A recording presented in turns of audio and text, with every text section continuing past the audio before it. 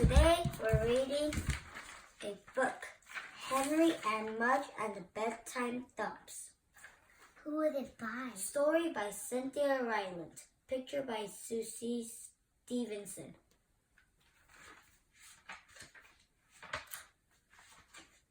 To Grandmother's house. Henry and his big dog Mudge were going to the country with Henry's parents. Henry was reading comic books. Mudge was chewing his toenails.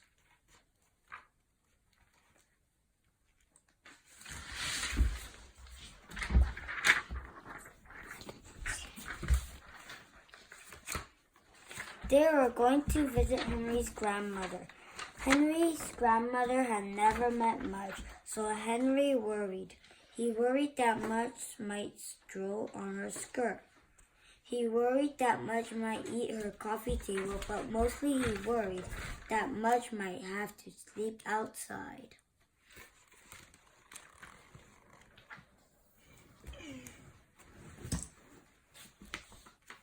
Mudge had never slept outside before, and if Mudge slept outside, Henry would be alone, trying to sleep in an empty room in a strange house in a dark yard in the country.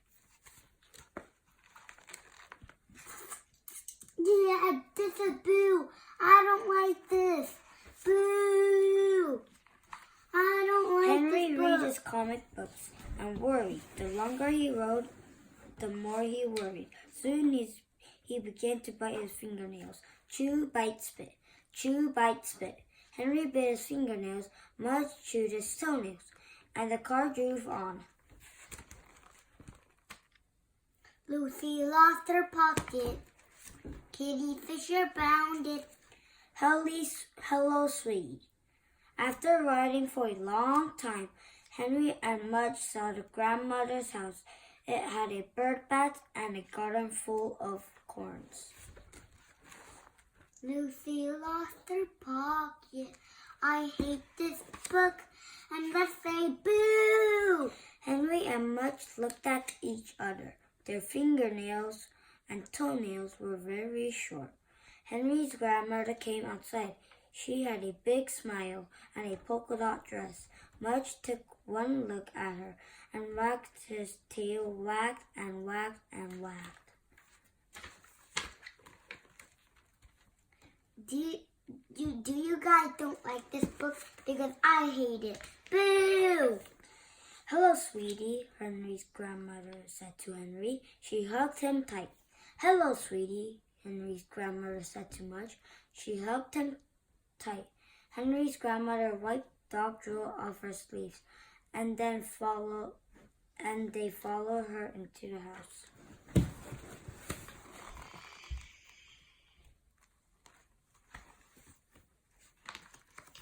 A lot of looks. Henry's grandmother's house was very small. It had a lot of tables and things on the tables. What thing? It's not a thing, you guys. We don't like this book. Henry looked at Mudge and for the first time wished that Mudge was smaller, shorter, thinner. Mudge looked like an elephant in a phone booth. And before too long, Mudge knocked a pink flamingo off the table. "Aw, Mudge," said Henry. Henry's father gave Mudge a look. Oh, man. Then Mudge knocked a wishing well off the table. "Aw, Mudge," Henry said. Henry's father and Henry's mother gave Mudge a look. Then when Mudge knocked a bowl of peppermint off the table, Henry's father and Henry's mother and Henry's grandmother gave Mudge a look.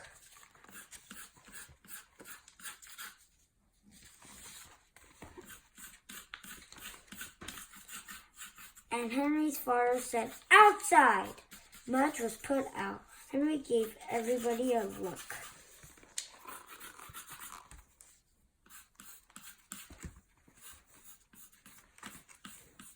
The Bedtime Thumps. After dinner, Henry played outside with Mudge. They loved the bird baths. Mudge especially It was like a giant water dish just for him.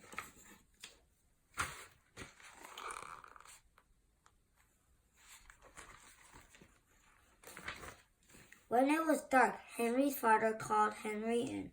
"What about Mudge?" asked Henry.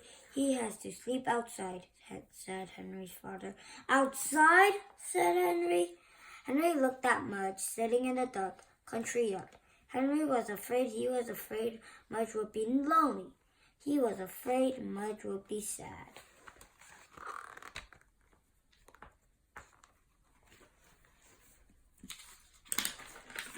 But mostly he was afraid Mudge would be asleep and Henry needed to be safe from a bear or a bobcat or a giant mouse or a mouse. Lucy, look at it. We are so great.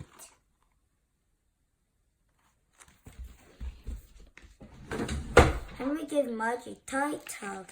When he went inside biting his fingernails, when he was washing and in bed.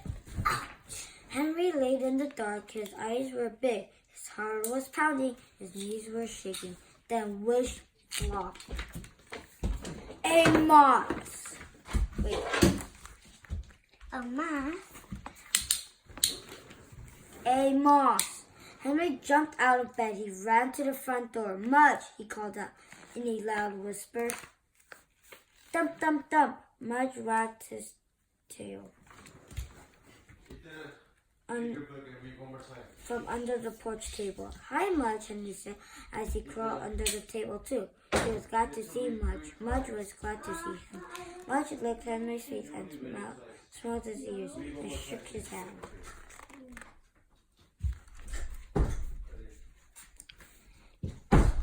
Then Henry laid his head on Mudge's big chest, and finally he slept a good sleep at a strange house in a dark yard in the country.